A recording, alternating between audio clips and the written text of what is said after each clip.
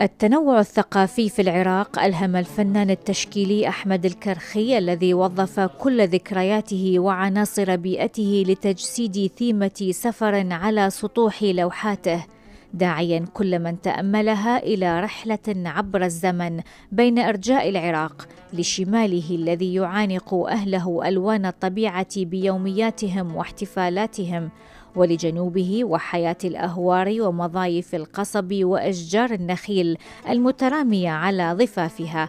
أكثر من 28 لوحة في معرض خاص للكرخي أقيم في السفارة العراقية في واشنطن.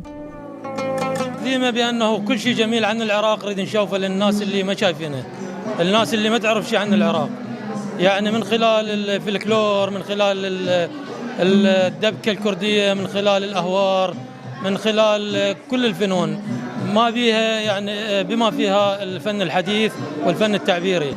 يعني أنا أحب أشتغل على كل المدارس وكل ستايل يحقق الرغبة اللي بداخلي، يعني ممكن أشتغل عليه.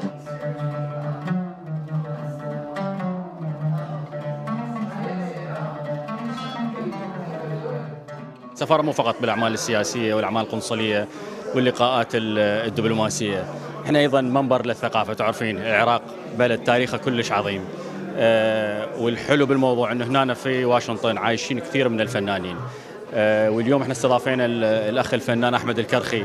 مثل ما شفت اليوم يعني مجموعة من اللوحات الحلوة اللي تعكس جزء من تاريخنا وحضارتنا.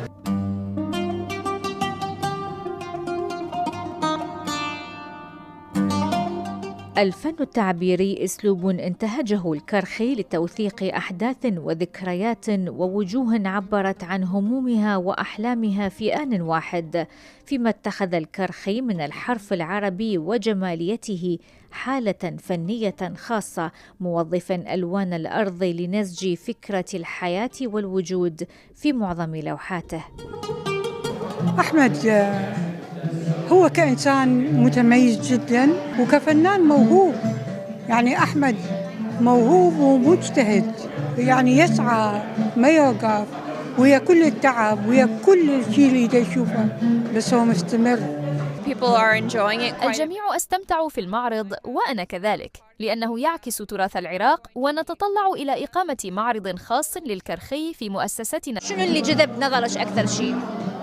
الجذب نظري بهذا المعرض تنوع المواضيع اللي طرق لها الفنان أحمد الكرخي، مواضيع من التراث، من البيئة العراقية، مناظر عراقية، وإلى المودرن آرت اللي كان عنده. هذه اللوحات تعكس يوميات وحياة الناس البسيطة وليس الطبقة الغنية، وهذا ما جذبني في تلك الأعمال. وكذلك أحببت الألوان في بعض اللوحات وتبعث البهجة.